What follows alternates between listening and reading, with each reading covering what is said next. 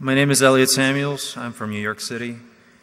Thanks to high energy prices, other factors, Russia has been one of the best performing markets recently.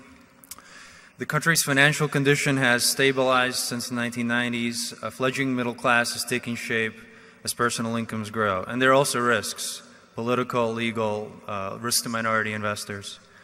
But there are also potentially great values among second-tier companies there. I was wondering what needs to happen in Russia for you to invest there, whether for Berkshire or for yourself, and what kind of companies would interest you there? Yeah, it sounds like you may own a few Russian stocks yourself. I would,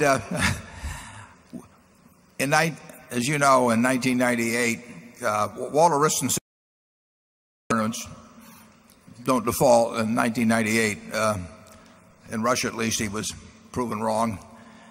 And Charlie and I inherited a business at Solomon that was in the oil business, big time out in Siberia.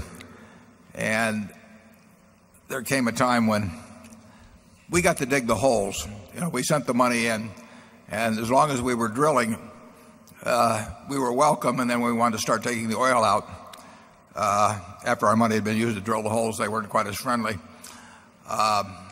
In fact, it was really kind of extreme what took place with us.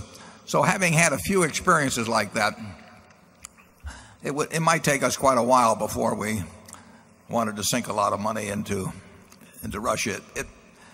It may be different now, but I don't think it's any certainty. I had breakfast in Sun Valley 3 years ago, this July, I believe it was, with Kordakovsky, and we had a translator there, and he talked to me about whether he was thinking about listing Yukos on the New York Stock Exchange, but he said, it would require registering with the SEC or something, and he wasn't sure whether that would be too dangerous.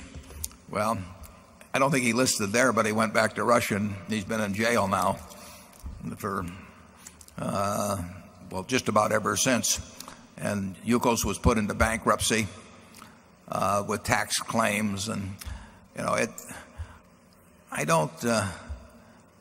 just think it's a little hard to develop a lot of confidence that the world has changed permanently there in terms of its attitude toward capital, and particularly toward outside capital. Charlie, what are your thoughts?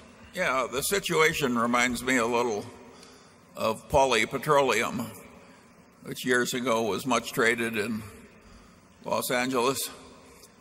And the saying always was, if they ever do find any oil, that old man will steal it.